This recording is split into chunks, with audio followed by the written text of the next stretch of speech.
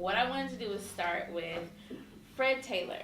We are in the Fred and Cheryl Taylor conference room, so this is the man. Fred Taylor is FLOC's first executive director. So he was here when FLOC was founded and started in 1965, and he led this organization for 30 years. And he's become one of my favorite people on the planet and a huge mentor and support to me. So I thought it'd be amazing to get Fred to come in and tell us all the story of FLOC, how FLOC got started, what FLOC was about in the beginning, and how we sort of transitioned into where we are now. And so thank you so much for coming to speak with us, Fred.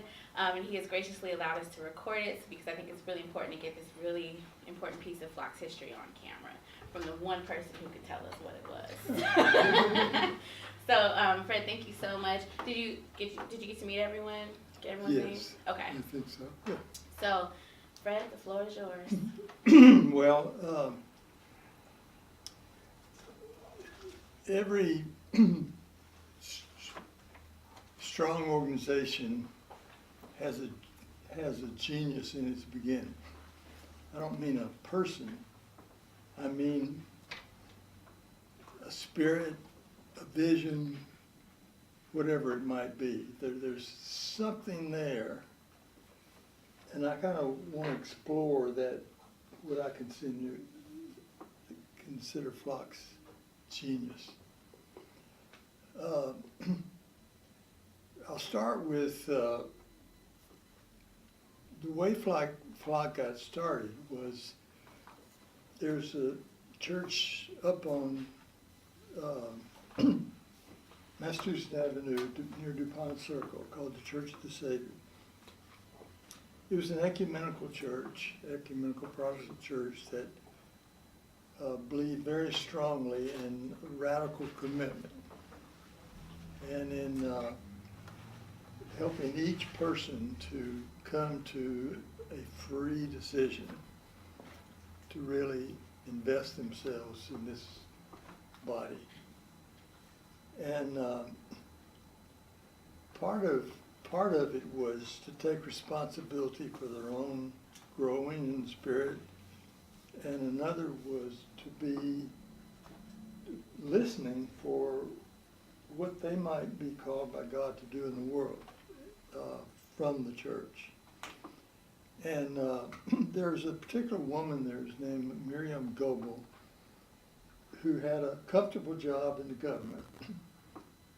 And she began to volunteer at a place called Junior Village. And that was a facility run by the DC Welfare Department where they placed children when they were taking them from their homes. And during that time, the system was kind of structured so that they waited to the last minute and they would save the children, so to speak, from abuse or neglect or whatever, and then put them there in this place, which in many eyes, in FLOC's eyes, was as abusive as any home could be because it was so void of real caring and of relationship. DC General Hospital kept children from infancy, from their birth up to 6 months who had no homes to go to. And I have some pictures of children lining the hallways because there weren't rooms for them. And in 6 months, they'd be transferred over to Junior Village, and Junior Village extended from 6 months of age to where they would age out of foster care at age 18. And the babies would bang their heads against the slats of their bed because they were so hungry for contact. And they were just left there. And a lot of kids went there as siblings, and they lost touch with their siblings after they were there for a year or 2 or 3 or 4. And they no longer knew who their siblings were because they were kind of in different little houses based on their age. And this woman, particular woman I'm talking about, her name is Miriam Goebel, had been volunteering out there, and she got so disturbed about what she said. She kept coming to her pastor, his name was Gordon Cosby, and said, "Gordon, somebody's got to do something about this place. It's just the wrong way to care for children." And so she resigned her job in government and got any job she could out at Junior Village. She got a job as a telephone operator.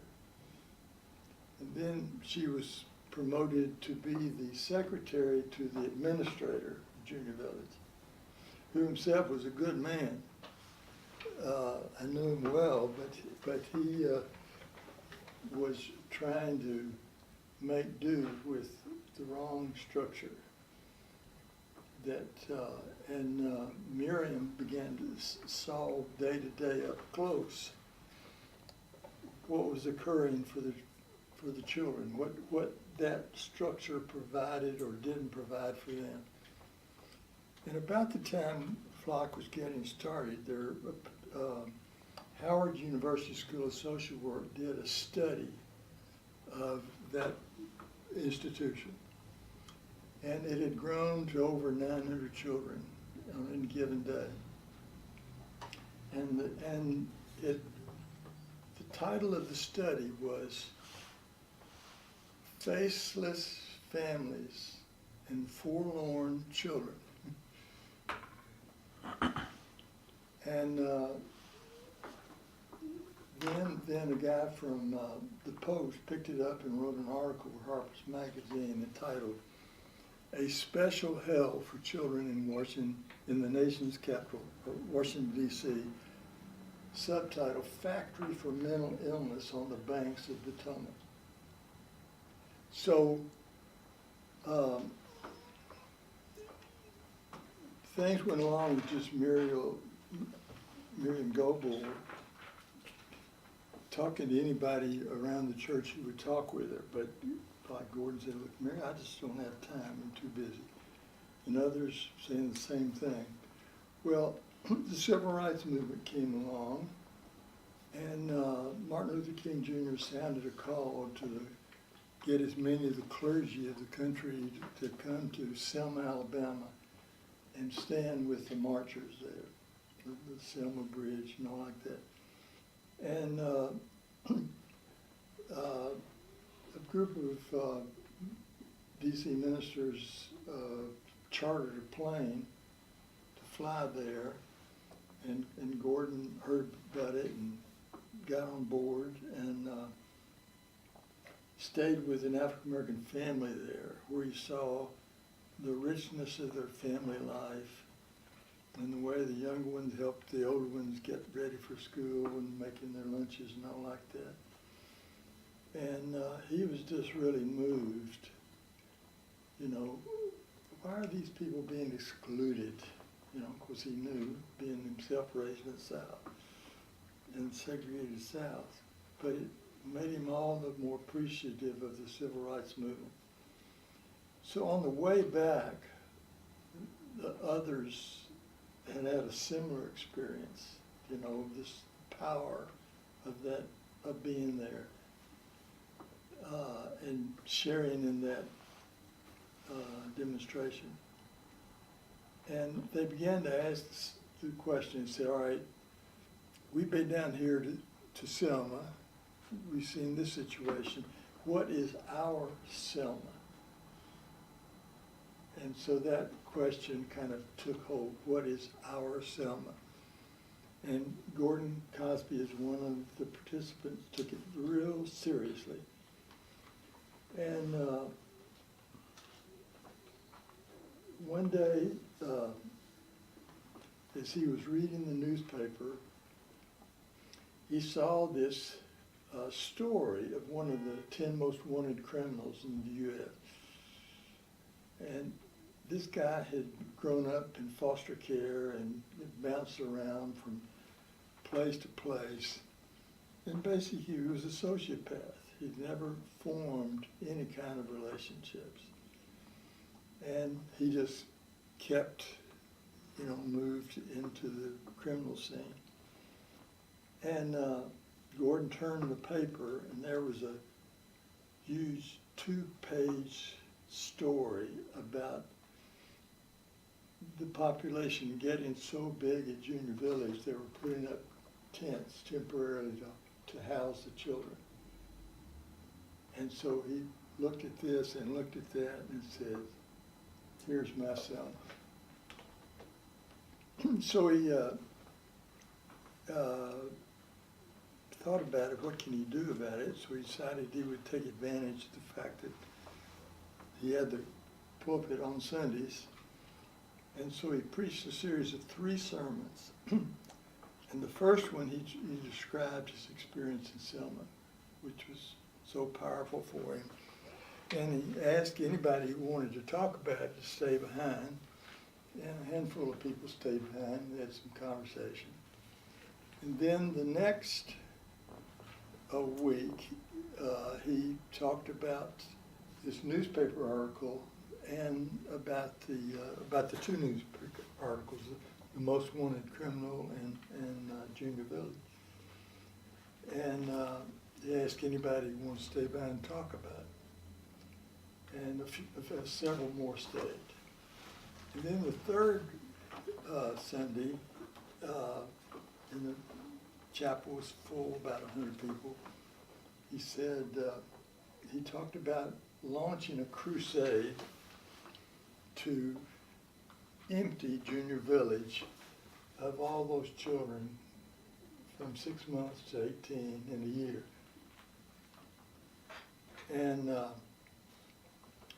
And then he asked if anybody wanted to stay, stay behind, and nobody got up to leave.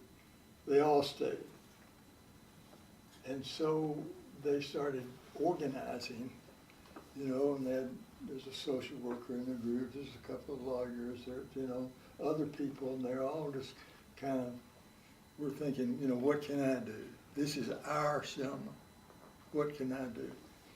And so they began to organize, and the thing they hit upon was to try to reach as many of the congregations, Protestant, Catholic, and Jewish, in Washington, D.C., to take responsibility for 5 children each and figure out a way. One would be to recruit foster homes, another would be to help the birth families find the housing they needed for the children to live with them. And that they also began to knock on doors to get potential foster parents, and they asked the department, why is this place getting so big? Why so many children? And they said, well, because the community didn't want the children. And then they said, well, let's go find out whether that's true or not. Well, what they found out, they would turn over these people as they went in different parts of the cities on successive Saturdays as to who the lot were interested, at least in exploring it. And then they decided to go back about 2 months later after they'd continued this process and to see how many of those people had gotten processed. And they found it's less than a handful. And they said, whoa, we've got a problem here. And so FLOC began at that point from just kind of a temporary thing. Said, we've got to structure ourselves for a long distance run. And they had a woman there, Yolande Ford, who was really outstanding, who was had part-time for 6 months, and she had to stop to take care of her kids during the summertime. And so they needed a full-time director, and I applied and was chosen. So that was in 1966. And I've been involved in FLOC as a volunteer. And before that, I'd been a pastor, Baptist pastor in Northern Virginia. And I just felt I wasn't really feeling called forth. And Gordon once said to me, sometimes when you find yourself at a place where your gifts are not being used or called forth, well then it might be best just to go to a neutral place. Because you keep thinking, well, if I try harder, things will get better, and they get a little bit better, and then they slip back and forth. So it says, so I thought about that after a while. I thought that was the best advice I'd been given. So I resigned without any place to go. And then the job I got to support my family, for wife and 3 kids, was actually working with the welfare department in a new federally funded job training program under Lyndon Johnson's War on Poverty. And it was just a great place for me, but also gave me a chance to participate as a volunteer in this new mission.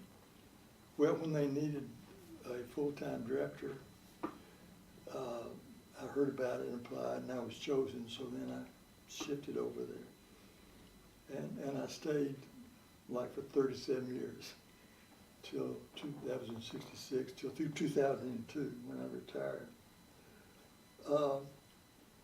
Now, what I did in order to build FLOC was to take the model that was existing in the Church of the Savior, which was for people to group around a call to service. And several groups they just developed a coffee shop and would take one night to man the coffee house and to be available for conversation, people off the street. And then I took this model and moved to churches around the city, fall, winter, and spring. And that was during the Civil Rights Movement, when there was a lot of energy, and particularly young people were looking for a place to make a difference. And FLOC was giving people a place to make a difference. And so these different groups took up this idea of taking responsibility for 5 children. And so we adopted a model that an older agency, Family and Child Services, had gotten copied from Chicago, where we find housing, pay the foster mothers a stipend, and then foster care, food and clothing, et cetera, for the kids, while the father would go out to his job.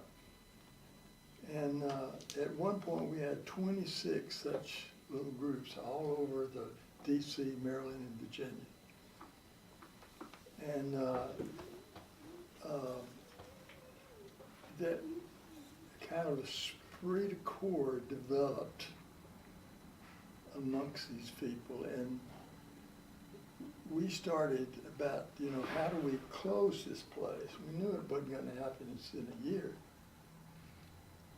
But we figured, all right, we can help the department. We can push them and help them to get as many resources. And we can advocate for changing the system. And so that kind of dual thing of helping and pushing, advocating, we began to push, and from the conviction, this is the wrong way to care for children. If that keeps happening, as one of our volunteers who had volunteered as a Boy Scout leader down at the juvenile detention facility And he said it was like a straight line from Junior Village to the detention facility, and then to what was then Lorton to the prison. And they said, okay, how do we break this conduit? And so some of these small groups would work with birth families. And back then, housing was very relatively inexpensive. So we would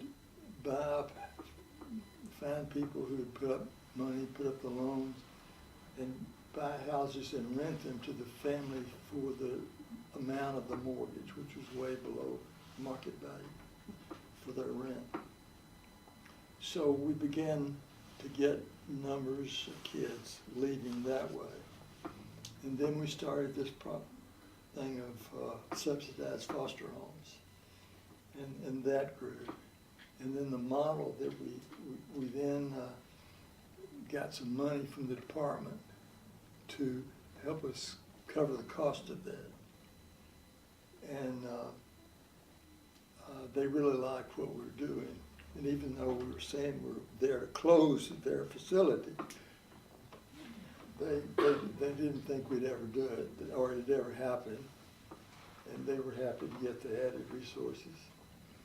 And then the War on Poverty came, and some new programs came to the district, like for the first time, a homeless shelter for families.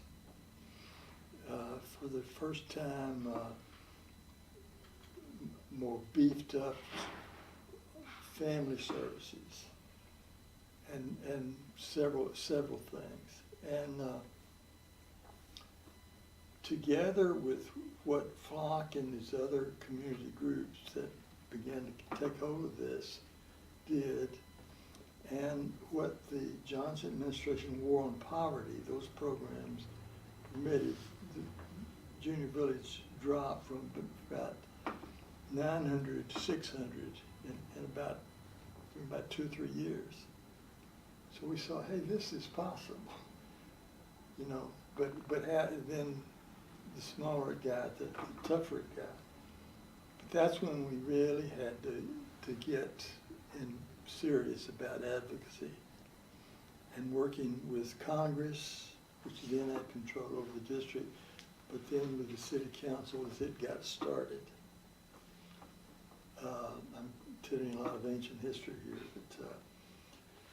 but and finally we found a city council member who agreed to our plan to phase out Junior Village in 2 years. And he presented as a city council legislation, and they passed it. And so the system, you know, had to do that. And so in the meantime, I'd been to other cities to see what they had done. And most other cities had closed their child care institutions decades before. And Washington was just way behind the professional curve. And so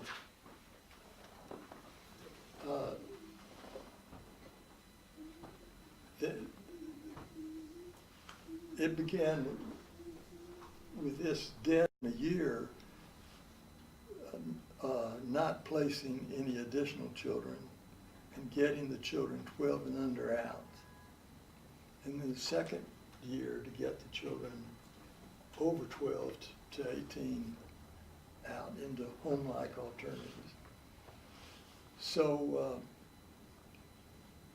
that was FLOC's base. Now, it took us 7 years, but the place closed.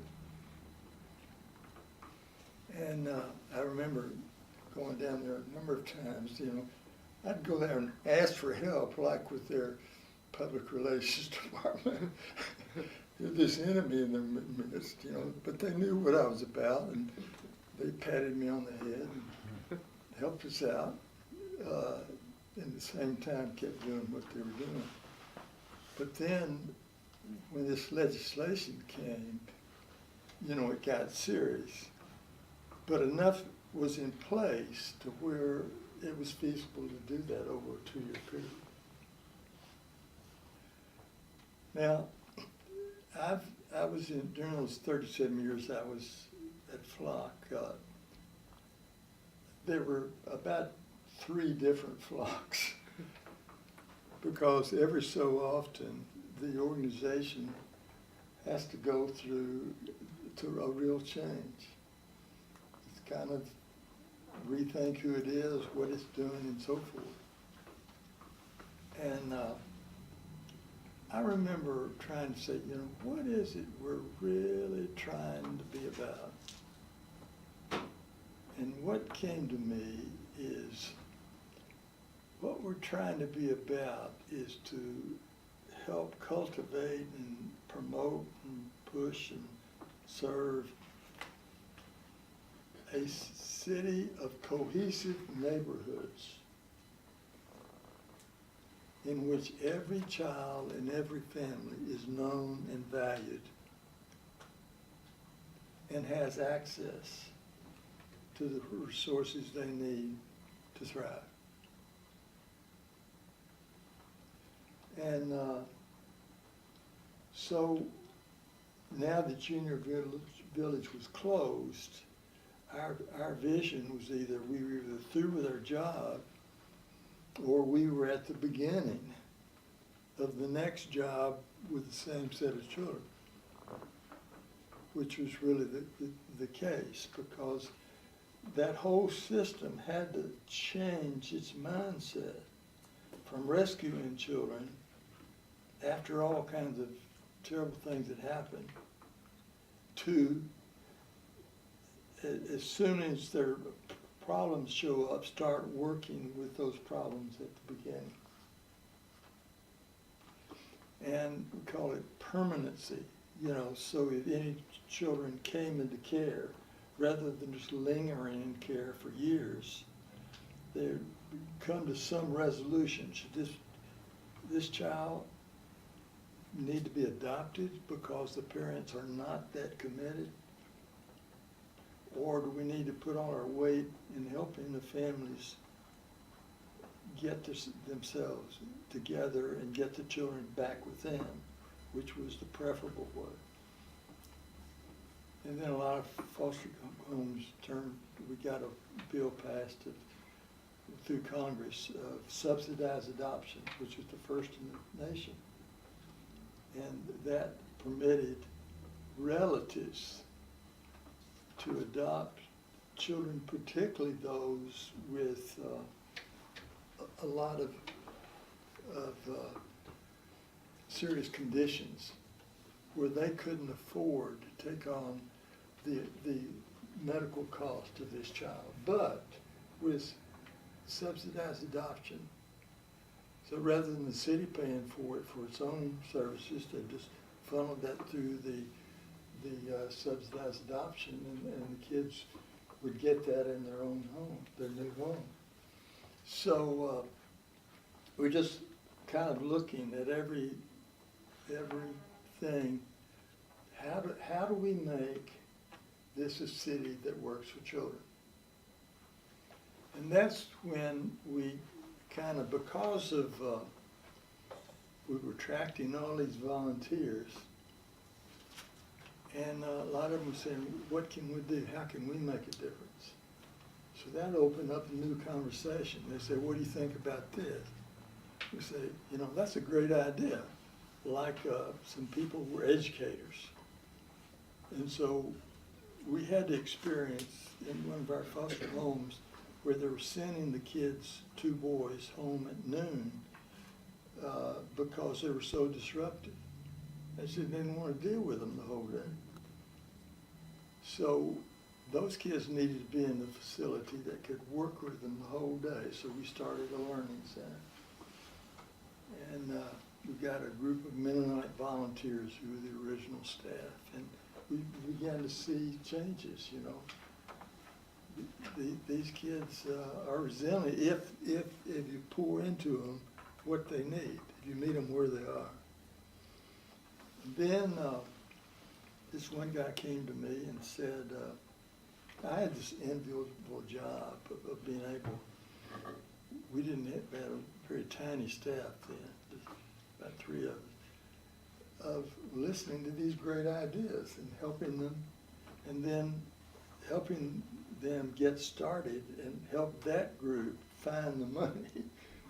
And of course, we do it centrally, what the money would attract. And so one guy was a teacher in a high school in Virginia who realized that some of his kids, they just couldn't get the academic work because they learned a different way.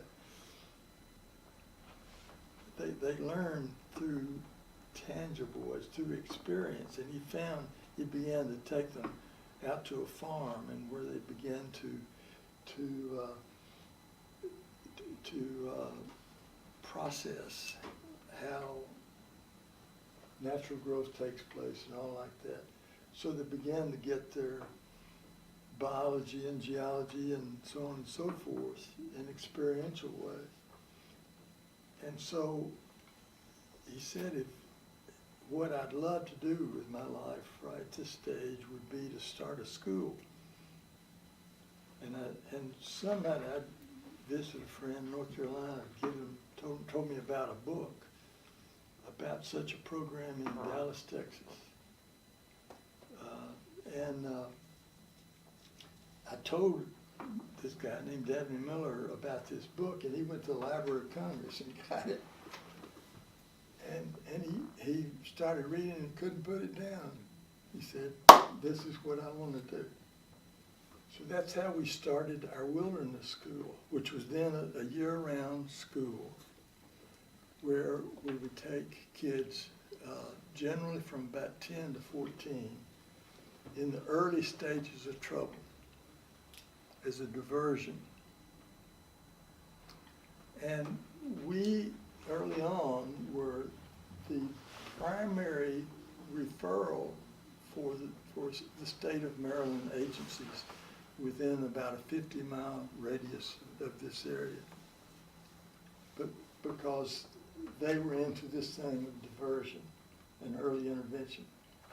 Well, when Ronald Reagan became president, he started cutting down on all the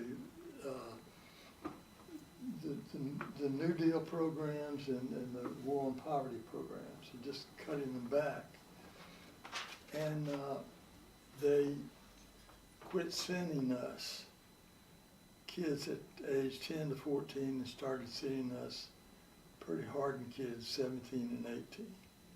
And we didn't have the financial resources, and we weren't equipped, we weren't able to deal effectively with this older, harder population. So we had to close the school. And then a few years later, we reopened it because this woman just came on. These angels kept appearing, just out of the blue.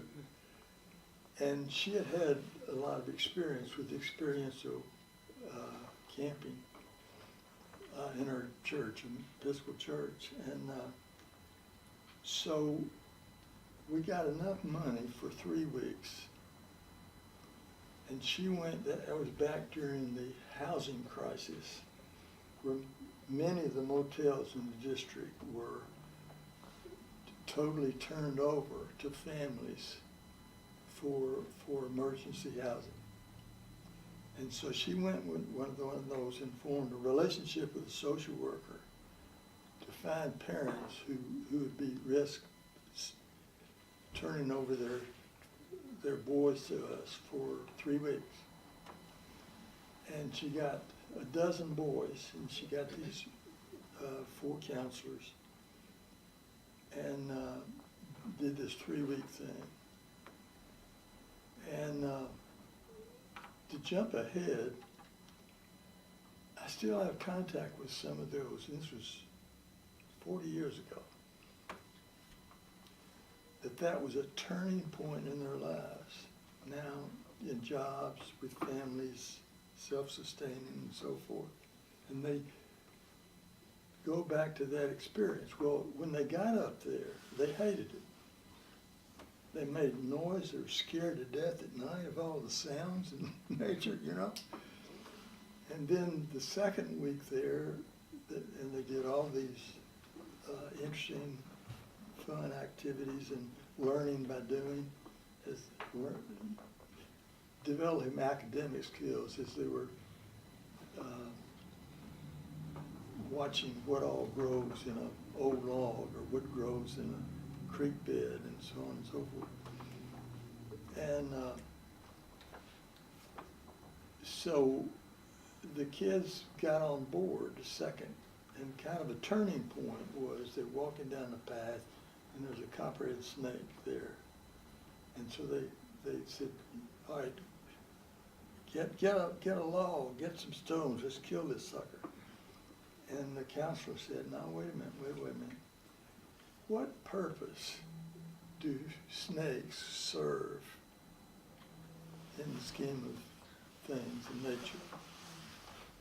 And Lois said, all right, who wants to volunteer to go to our little library at lunchtime and read up on this? So a couple of kids raised their hand. So they read up on snakes. And they came back and reported to the group. And they saw, you know, the benefits, the contribution that snakes made to the maintenance of sustainability of nature. And so they started thinking differently about snakes and about animals and so on and so forth. Well, that was the second week, and that's when they bought into the program. Now, you can't do much with kids if they don't buy in. Well, these kids bought in that second week, and then the third week, now the parents were going to come out at the end of that third week, and they kept saying, look, we'd like to stay here, and we'd like our parents to come and live out here with us. So we couldn't quite pull that off, but they were so excited. And one kid, his mother called up the following week after he'd come back, and she said, what did you do with my son? And he said, what do you mean? Said, well, he's gone to the library and brought home 10 books. and it was that kind of contagion. And so then there was a series of other programs that we did. One,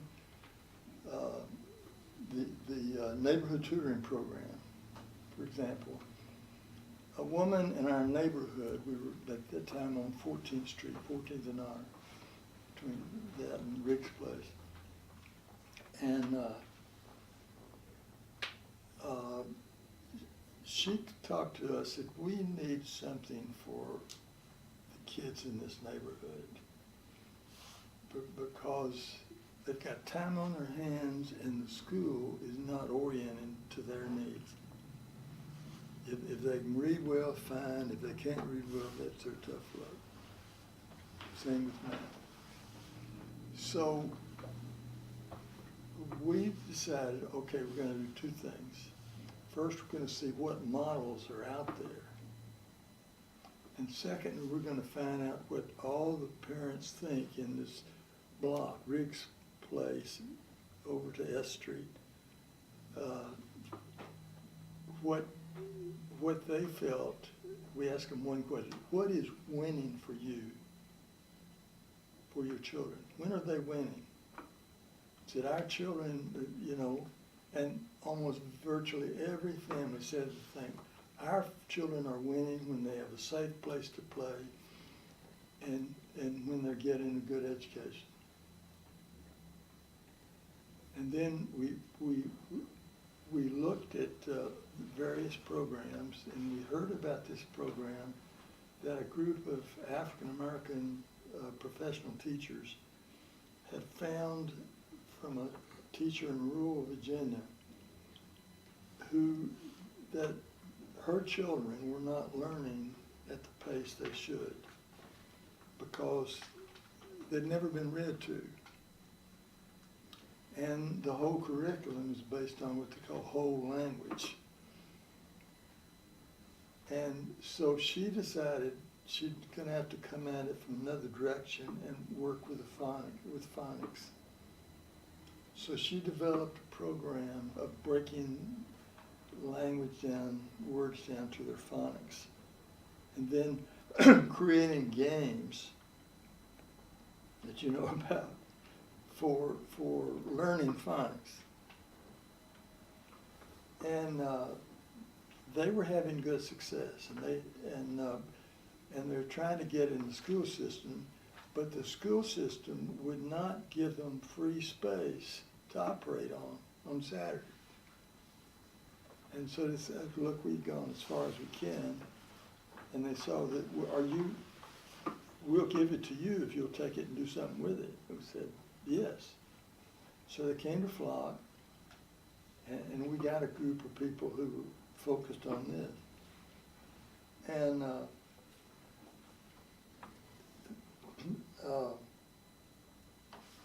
this neighborhood woman, this woman who's the neighborhood ANC commissioner, there's a kid she knew well, who said to her, I hear about your program. He's 15 years old in the 8th grade. She, Chris was her name, said, I hear about your program, and I want to get in it.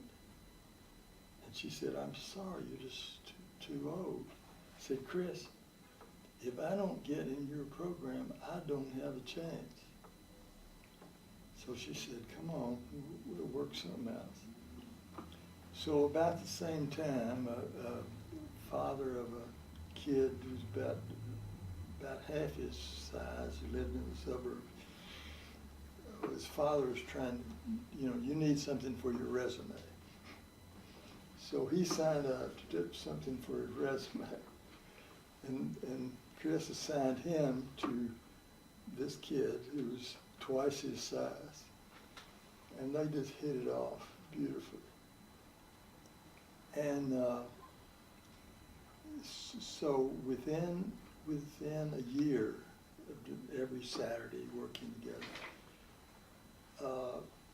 this neighborhood kid caught on to reading. He got past the blocks that were keeping him from even thinking of himself as a reader. Well, that kid went on to go to University of District of Columbia, long story short.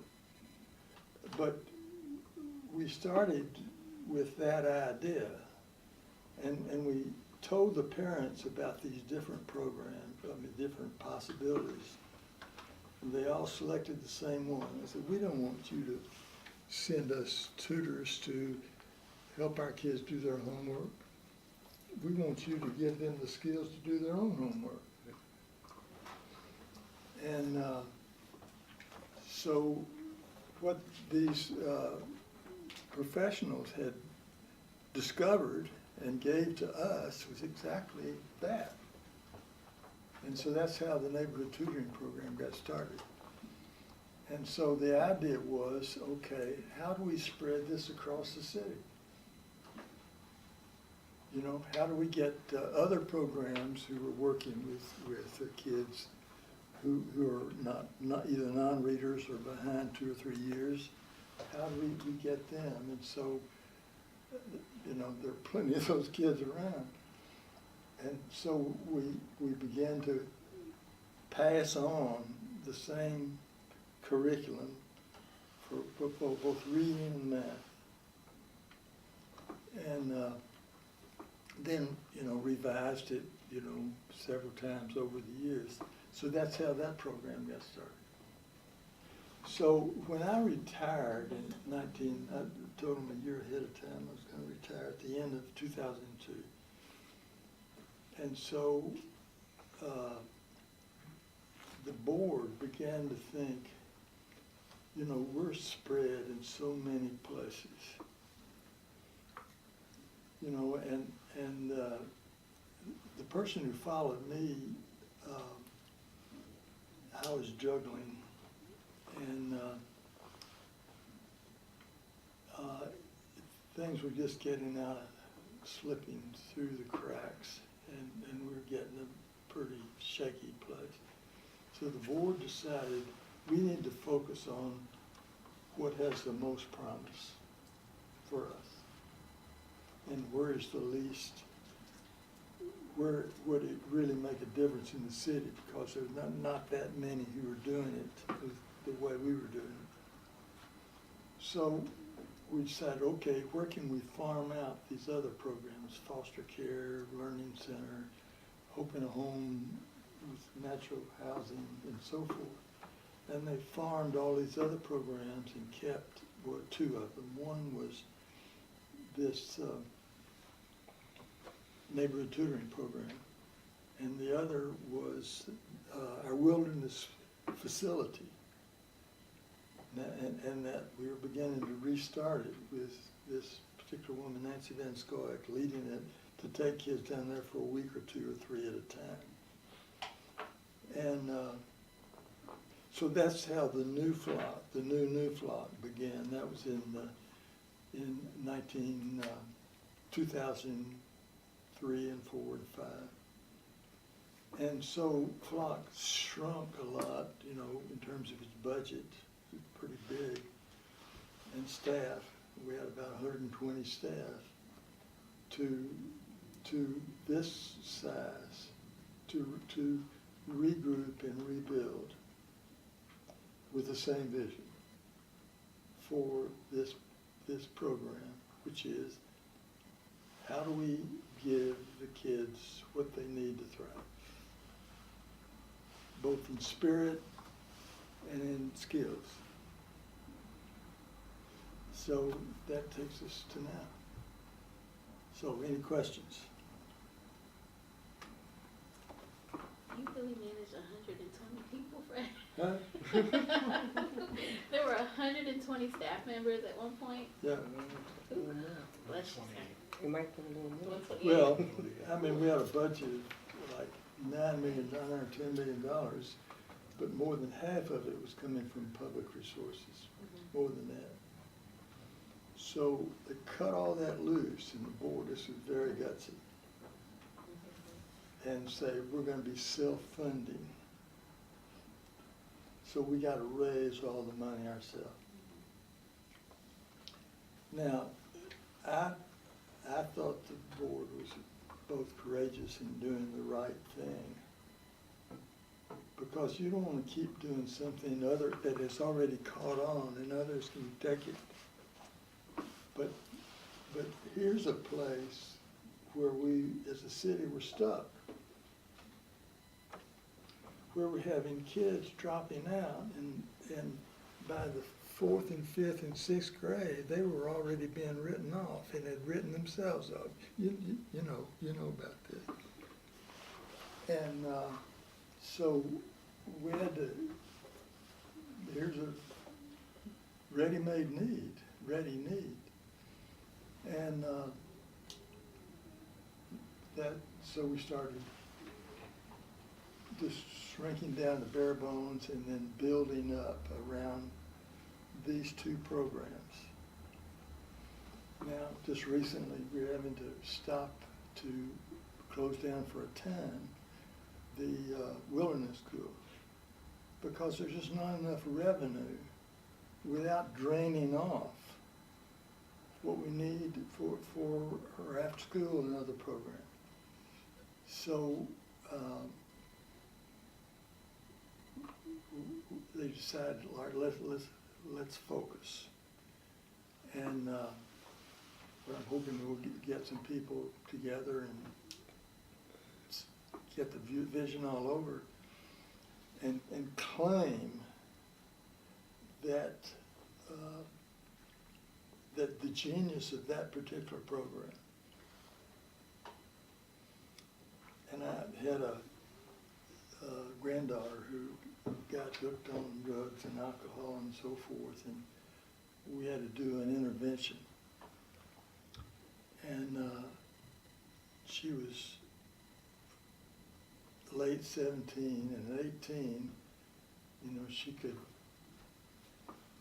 turn down, she could leave any program she didn't want to. But we got her into an intervention program, and the first one worked, and then the second one sent her to North Carolina to a wilderness program. And she really took to that like a duck to water. And if you see that young woman today, I mean, it's like night and day. So we just pooled family resources together.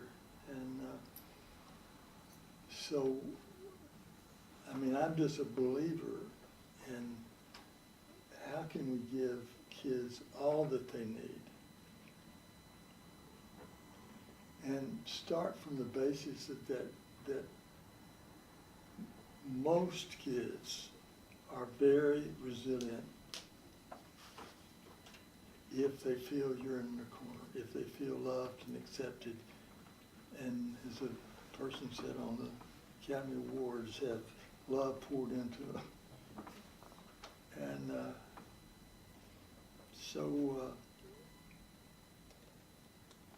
you know, we'll work with this and see where it leads us.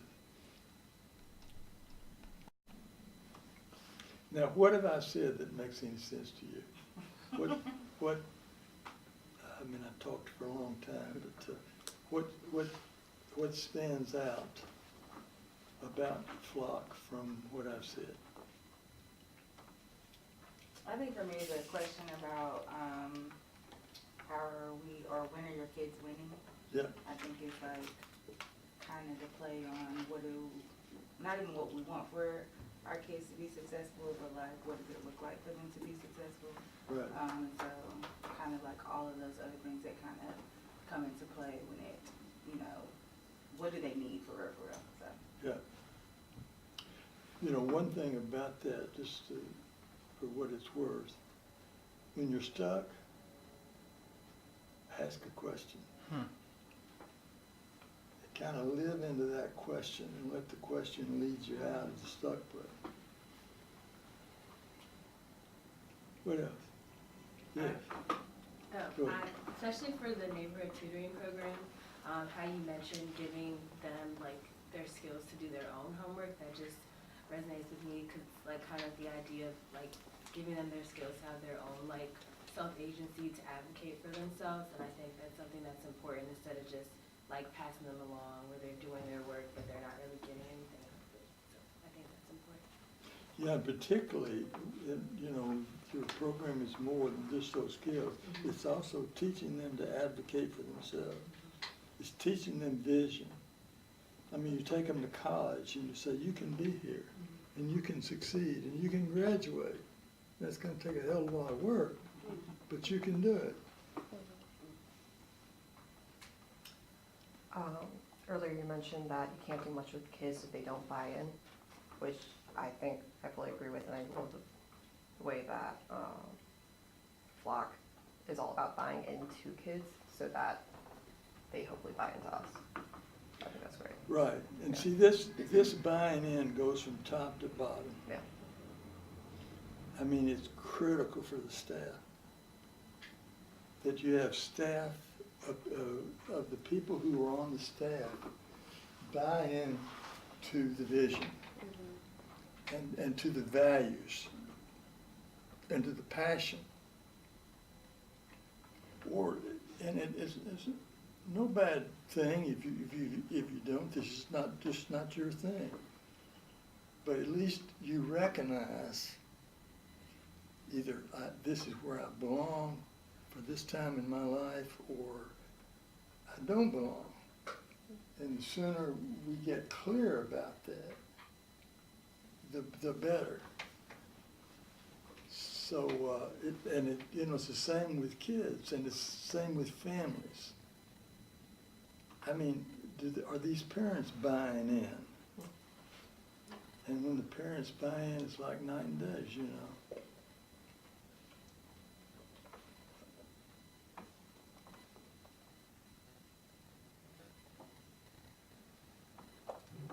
for me, I will say that when you mentioned that the whole idea of buying in, that is also a purpose, you know, how you get kids to thrive, not only spirit, but also skills. So just for all of us to like, that's a mentality, you know, sometimes it could be oh, you go to work for paycheck and go home, but that's not really the purpose. And just to provide kids with their skills, because we're not gonna always be here. They're gonna grow up and go Yeah. on. So I think that's very important. One thing we've worked with from the beginning, FLOC, is the meaning of vision. Now, there are two ways of thinking. One is pain-driven thinking, and the other is aspiration-pulled thinking. Like pain-driven, if we can stop the pain, things will correct. We found it doesn't work that way. It just, pain just shifts some other place. But if you find out what we really want and what our system needs, you know, at a deep level, then you've got something intrinsically, that is internally, to work with. And so this thing of what is your vision, is to, you know, to work with each of us. I do that myself over and over again. What is my vision? What is, you know, and just write it out as many times, just a whole page of answering that one question. And it's amazing what'll show up. Things you hadn't thought of before. And the world needs all of you. The world needs all of us, what we are. And the vision is one way to draw that out. And also a staff where people are in solidarity, are here to encourage one another, to encourage and be encouraged. So giving and receiving, which enables you, it enables us to really expand in a way that's joyful and not where we're trying to make it a little bit better. No, we're not talking about a little bit better. We're talking about a whole lot better, you know, kind of night and day kind of better. So you got to be very bold and daring to tap into that. Now, if you do, I guarantee you, and you stick with it, you'll notice the difference.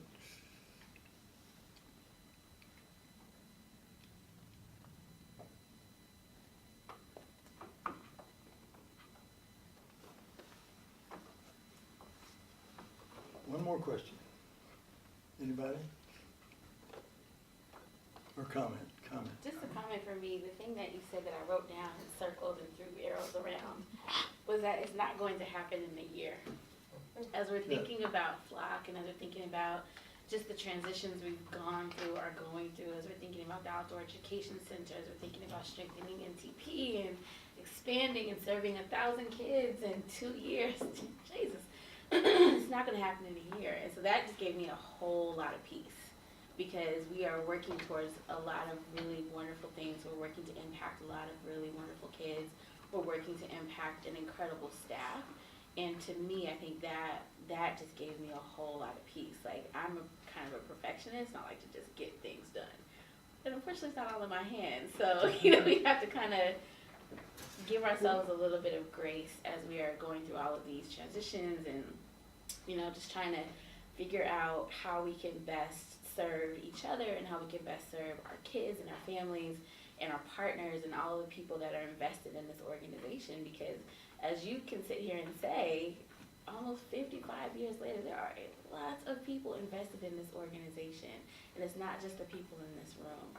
So to me, that was just like, I'm going to actually do something cute with that and put that up in my office to remind myself it's not going to happen in a year, but it will happen. And FLOC is going to go on for another 55 years. be here for that, but but you know, it'll just be, you know, just a reminder that this organization can go on for a very long time, because at the end of the day, if I ask myself, why am I here? I'm here for you guys, and I'm here for the children, and making sure that we can have students who can come back.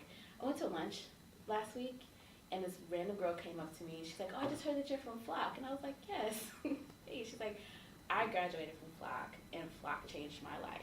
She said, you know, I went through the program. She's like, when I first started, I didn't speak English at all. I could not read at all. And I was able to graduate. Now I have my degree, and now I have a job working for Jubilee. And I'm going to come back and volunteer for FLOC. What? You know what I'm saying? And there's so many hundreds and hundreds and hundreds of stories of people who've been impacted by this organization positively. And that is an incredible thing.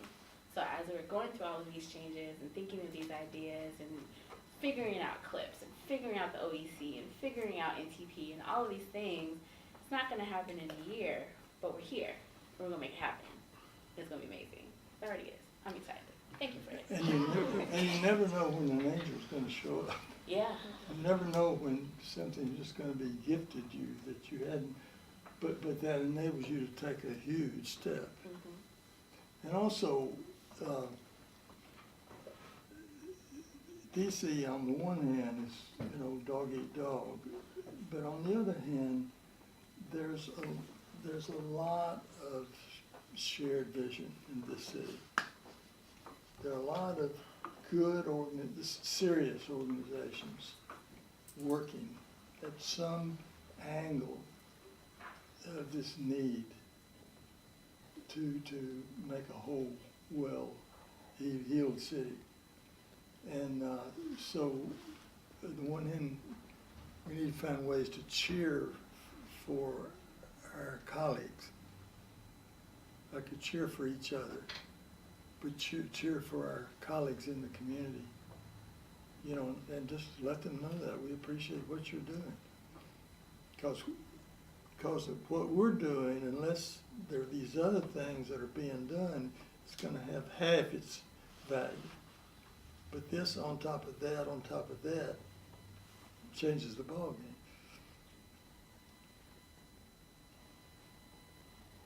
I'm going to leave, this is a book I wrote, this is the second edition, which is better than the first, which I did a lot of work pruning it and sharpening it. But you can, you know, read a chapter and put it in your library here. Some of you might be intrigued by the third part, which is called generative thinking. And that's, you know, we're talking about generative thinking rather than problem thinking. You know, generative thinking is what do you want?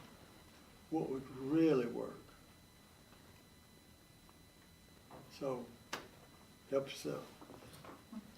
But thank you so much. Thank you. Thank you.